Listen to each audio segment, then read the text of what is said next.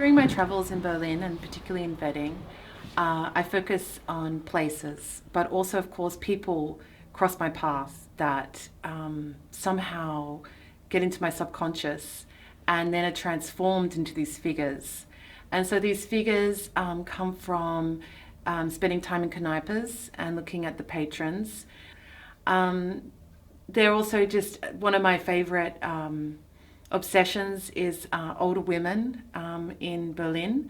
And in a sense, this sort of grayness in the way that we pass people, sometimes there'll be a person who just like stands out from the rest, even though they're not deliberately trying to. And then this person will somehow be sort of elevated way. And, I've made some figures recently, this one in particular, which is about this saying, stay home, stay healthy, bleib gesund. And I think about how some places, being at home is not always a safe place for some people. There's all these sort of different kind of clans as well of people, so all these different identities, and I kind of take the grey of what the puffer jacket looks like and sort of transform it into this new kind of type of clothing of what's sort of underneath everything, like beyond the veil, and elevated up, because this is how I guess I see people. Also sort of, an obsession with the strangeness of strangers, not ever really knowing what's going on in people's heads. This is another way of kind of articulating that. So the rings have come about also from the magical walking and the psychogeographical, the way that the ornament will sort of come through the buildings, and I have transposed these kind of reactions or emotions to place into these rings. And so this ring here describes job center.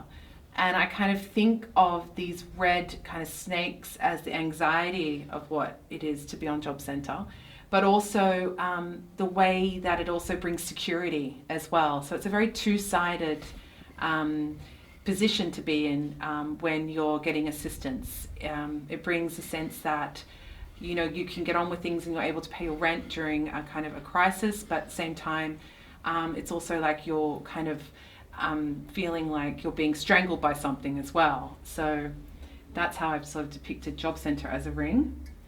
This one here is a bit more happy. This here depicts Mini Kaufhaus and all the different kind of magical vases that you would find in the window at Mini Kaufhaus. And here we have a kind of silhouette of the owner and a little €5 tag. And so, yeah, kind of quite ornamental depiction of a window display as a ring. And then this one here is devoted as a kind of amulet to one of my favorite Kneipas.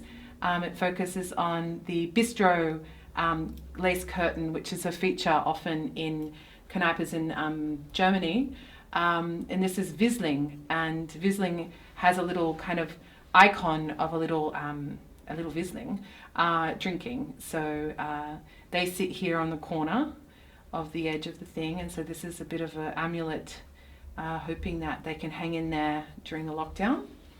And then the final ring I wanted to show is a kind of a ring that plays on the English way of saying wedding, which is, wedding. And in a sense, it's the full circle of how I feel about my Keats, kind of like a love ring, a love letter to the Keats. And up here is a flower which depicts the way that I like to forage for kind of forgotten flowers in the neighborhood. And in a sense, it's a kind of, a love letter to wedding. And, yeah.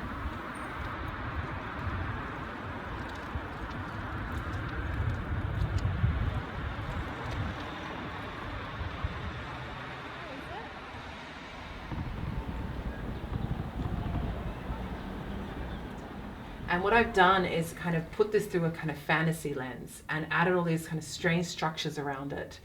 And in a sense, it's the only place on the map which is pure fantasy. And what I wanted to do was discharge that negative energy from a job center It's often a place that you don't want to go, really. And I've added all these kind of strange kind of motifs and sigils and this sort of oracle that sits above the job centre that decides whether or not you're going to get your money, because it often feels like that.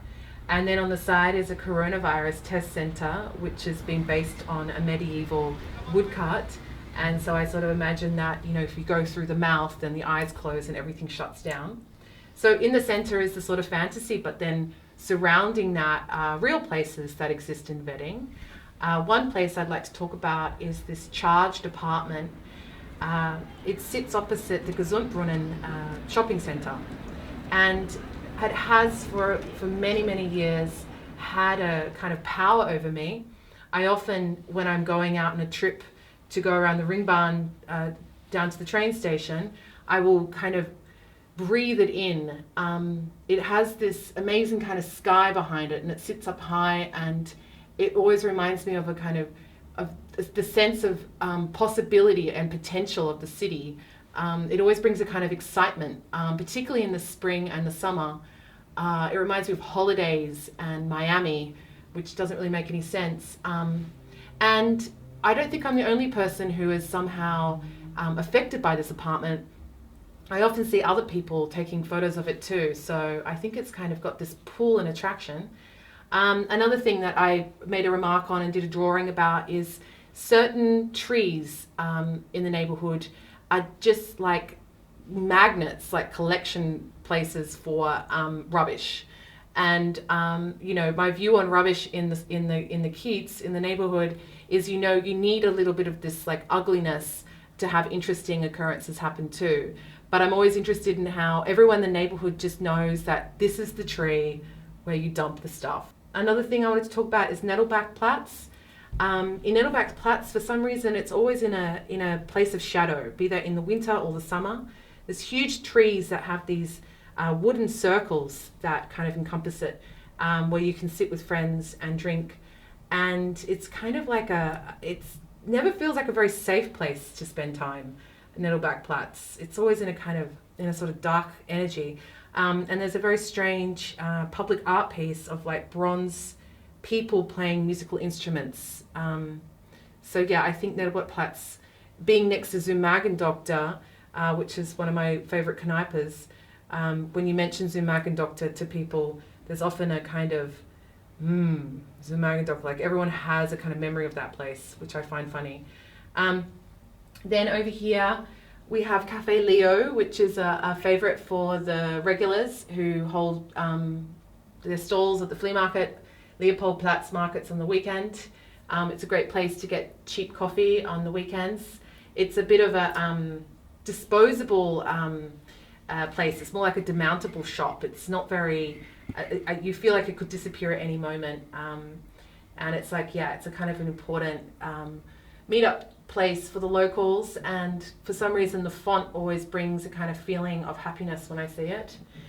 And then I'll end on Mini Kaufhaus, which is a place, bit of a secret place for me. This is where I get a lot of my ideas, by looking in the window. Every item at the Mini Kaufhaus has like a little handwritten price tag, which I find amazing.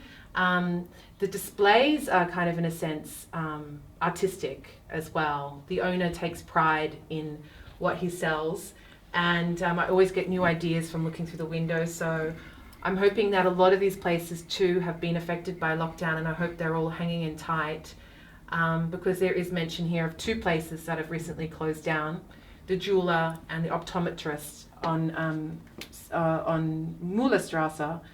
So there's also places that will no longer exist after lockdown as well. So it's a bit of a memorial to them.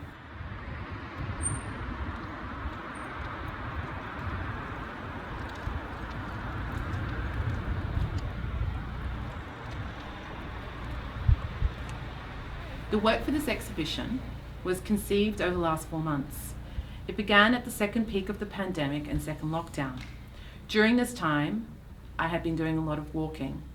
I see walking as a tool to begin looking at what is around us, to re-enchant the public space, to make this action of magical walking a contagious action, to reinvigorate more people, or to invigorate more people, to take this path in the neighbourhood and to bring awareness to place, without judgment or aim to change, but to be entertained and fulfilled with the strange weirdness of wedding. I'm going to begin with a few statements about walking. Walking is a magical tool. Walking is political. The street provides. Walking is thinking. Walking is about making the mundane extraordinary.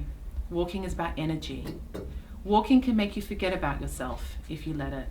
Walking is free and fills up your imagination if you let it. The street is the best entertainment. Although I've been using walking as a magical tool for some time, it was only till recently I came across the concept and idea of psychogeography, which rang like a church bell in my head.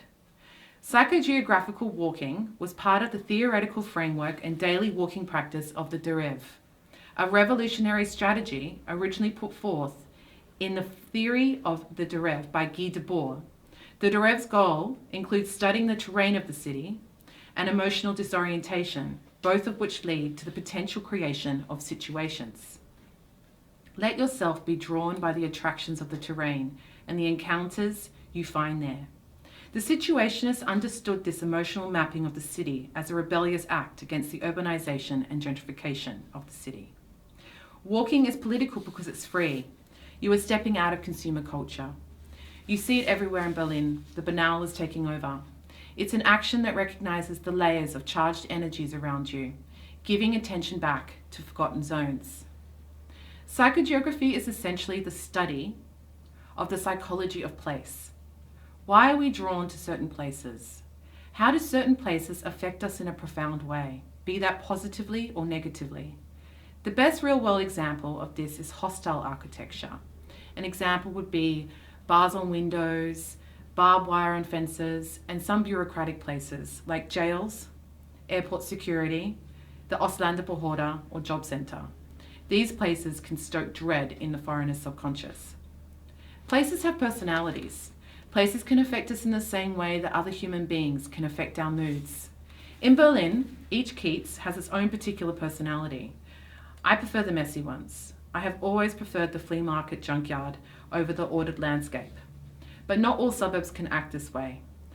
Some need to be ordered as to allow the unruly ones to exist and have a comparison. Another key concept of psychogeography is called chronological resonance. This is an idea that places are charged over many years from the actions or energies that have taken place there.